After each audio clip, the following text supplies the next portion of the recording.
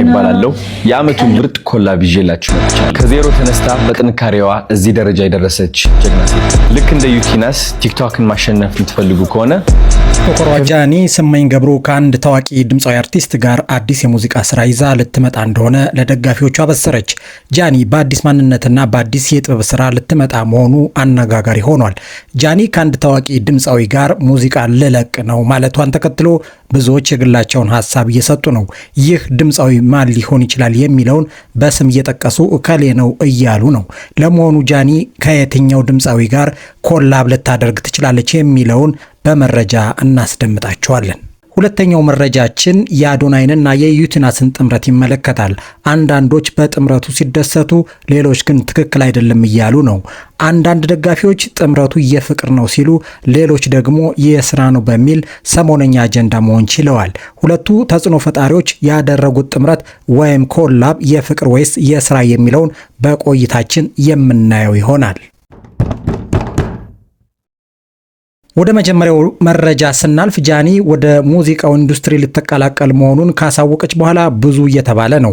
በቅርቡ አዲስ የዘፈን ስራ አወጣለሁ ስትል ለደጋፊዎቿ የምስራች አብስራለች።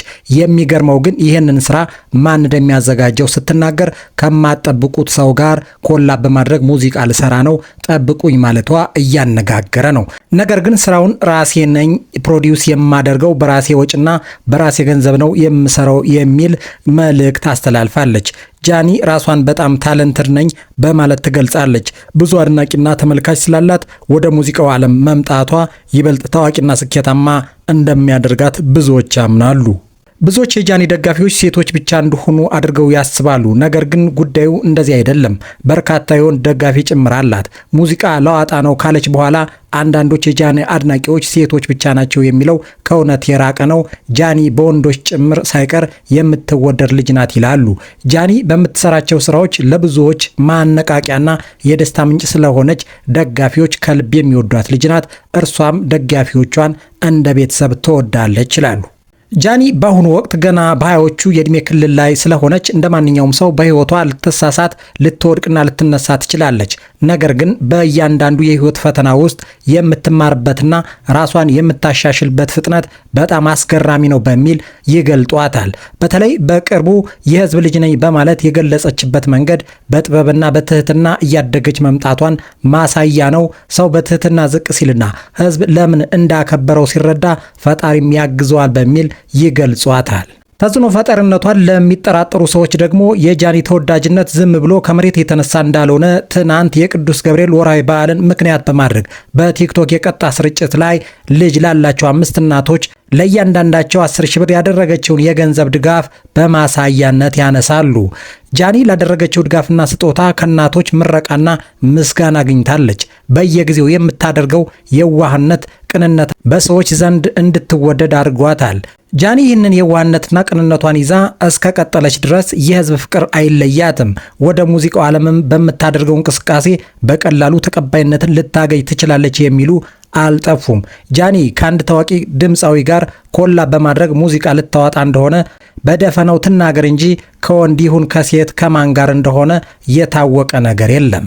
በሌላ በኩል ጃኒ አዲስ ሙዚቃ ለማውጣት በስቱዲዮ የምታደርገውን የሙዚቃ ልምምድ አዶናይ ከዩቲናስ ጋር በፈጠረው ኮላብ ተናዳ በቅኔ መናገሯ ነው የሚሉም አልጠፉም። ጥበብ ሁልጊዜም የምትወለደው ከሰላማዊ ህይወት ብቻ አይደለም። አንዳንዴ ካልተጠበቀ ግጭት፣ ሌላ ጊዜ ደግሞ በውስጥ ከሚብላላ የቅናትና የቁጭት ስሜት ይፈልቃል የሚሉ አሉ። በቅርቡ የአዶናይና የዩቲናስ አስገራሚ ትብብር መውጣት ብዙዎችን ሲያስደምም፣ በአንድ በኩል ደግሞ ጥርጣሬን የፈጠረ ጉዳይ ሆኗል። ጃኒ ወደ ስቱዲዮ ስትገባ የነበረው ስሜትና የቃላት ምርጫዋ ብቻውን ብዙ ይናገራል። ፍቅር ዋጋ መክፈል እና በድንገት ስለሚያልፍ ውበት እንዲህ ስትል ታንጎራጉራለች። አይከብድም ወይ ከልብ ያለን ሰው መርሳት? ሲወዱሽ መውደዱን ቻይበት፣ ውበትም ይረግፋል እንደ ዘበት፣ እድሜም ያልፋል እንደ ዘበት የሚሉ ስንኞችን በስሜት ማንጎራጎሯ በአዶናይ ተግባር መናደዷን ያሳያል እየተባለ ነው። ይህንን ስትል ማንን ማለቷ ነው? ውበት በድንገት ያልፋል ስትል የዩቲናስንና የአዶናይን ስራ ማጣጣለው ወይስ በውስጧ የነበረውን የታፈነ ስሜት ማውጣቷ? ለአዲሱ የዘፈን ስራ ልምምድ እያደረገች ወይስ ለአዶናይ የተሰጠ መልስ የሚለው እያነጋገረ ነው። የጃኒ ልምምድ እየቀጠለ ሲሄድ ንግግሯም ሆነ ዜማዋ ከመደበኛ ዘፈን ወጥቶ ወደ ትልቅ ሰዋዊነት ውዝግብ ያመራል። የልቤን አዳራሽ መኖሪያ አድርገዋለች ስትል የራሷን ክብርና ቦታ ሌላ ሰው እንደወሰደባት በተዘዋዋሪ እየነገረችን ይሆን የሚሉም አልጠፉም። ድሃ የኔ ድሃ እያለች የምታንጎራጉረው ጃኒ ለሰዎች መልስ ለመስጠት በሰዎች ትችትና ወሬ ላለመሸነፍ የምታደርገው ጥረት ሳይሆን አይቀርም በጥበብ ስም የተሸፈነ ነገር ግን ውስጥ የሚብላላ ትልቅ የቅናትና የቁጭት እሳት መኖሩን ብዙዎች ይገምታሉ። ፍቅር ወይስ የዘፈን ልምምድ የሚለውን ጥያቄ የምትመልሰው ራሷ ጃኒ ብትሆንም በአዶናይና በዩቲናስ ኮላብ የተነሳሳው ስሜቷ ግን በኢትዮጵያ ሙዚቃ ታሪክ ውስጥ ሌላ ትልቅ የቅኔ ስራዋን እየወለደ እንደሆነ በግልጽ ያሳያል ይላሉ። እኛም ሚስጥሩን ከመናገር ተቆጥበናል። ጃኒ በምታወጣው ሙዚቃ እንደ ቲክቶክ መድረኩ ሁሉ በቀላሉ ተቀባይነት ታገኛለች ወይ የሚለውን የራሳችሁን ግምት በጨዋ ደንብ በኮሜንት መስጫ ሳጥኑ ላይ አስቀምጡልኝ። የጃኒን አዲስ የስራና የቅኔው ፍቺ በጉጉት እንጠብቃለን። ይህ ስራ እውነት የአዶናይና የዩቲናስ ኮላብ የወለደው ቁጭት ወይስ ንጹህ ጥበብ? አስተያየታችሁን በኮሜንት መስጫ ሳጥኑ ላይ አጋሩኝ። ላይክና ሰብስክራይብ ማድረጋችሁን አትርሱ። ወደ ቀጣይ ቪዲዮ እናልፋለን።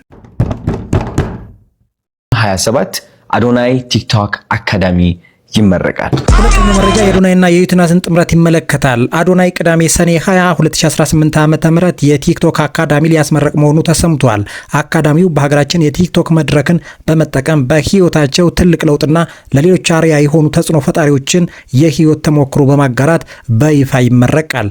ታዲያ አዶናይ ለዚህ የቲክቶክ አካዳሚ ትመጥናለች ብሎ ያሰበው ከ5 ሚሊዮን በላይ ተከታይ ያላትን ዩቲናስን መሆኑ ደግሞ አነጋጋሪ ሆኗል። ዩቲናስ ቲክቶክን በኢትዮጵያ ከጀመሩ ጥቂት ተጽዕኖ ፈጣሪዎች መካከል በግንባር ቀደምትነት ትጠቀሳለች። ብዙዎች ዩቲናስ ቲክቶክን በመጠቀም ከዜሮ ተነስታ ህይወቷን የቀየረች ጀግና ሴት ናት። በመሆኑም አዶናይ በሚያስመርቀው የቲክቶክ አካዳሚ ዩቲናስ ተሞክሮቿ እንድታካፍል መጋበዙ ህይወታቸውን መምራት ለሚፈልጉ ወጣቶች ትልቅ እድል ነው እየተባለ ነው። ነገር ግን ሊያሾውን ጨምሮ አንዳንዶች የሁለቱን ጥምረት ከዚያ የዘለለ ነው እያሉ ነው።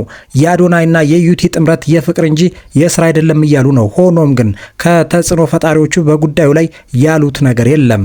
ሌሎች ግን አዶናይ በፍቅር በመተጋገዝና በአንድነት የሚያምን ራሱ በቲክቶክ መንደር ውስጥ እንደ አንድ ፕላትፎርም የሚታይ ትልቅ ተጽዕኖ ፈጣሪ ነው በሚል ይገልጹታል።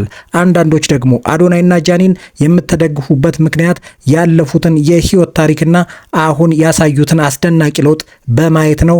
ጃኒም ሆነች አዶናይ በጉዟቸው ላይ ስህተት ቢሰሩ እንኳ ካለፈው ስህተታቸው በፍጥነት ተምረው ራሳቸው ማሻሻል የሚችሉ ጠንካራ ልጆች መሆናቸውን ደጋፊዎቻቸው ይመሰክራሉ። አሁን በአዶናይና በጃኒ መካከል የተፈጠረው ልዩነት በመጠቀም ከተጽዕኖ ፈጣሪነታቸው ዝቅ ሊያደርጓቸው ይሞክራሉ። ትክክለኛ ወዳድ ይህንን አያደርግም። ደጋፊ ማለት ከነስህተታቸው መውደድ መቻል ነው ይላሉ ብዙዎች። በሁለቱ ተጽዕኖ ፈጣሪዎች መካከል ችግር ካለ ሚዲያ ላይ ከማጋለጥ በውስጥ መስመር መነጋገር ተገቢ ነው በሚል ሀሳብ አስተያየታቸውን ያጋሩ።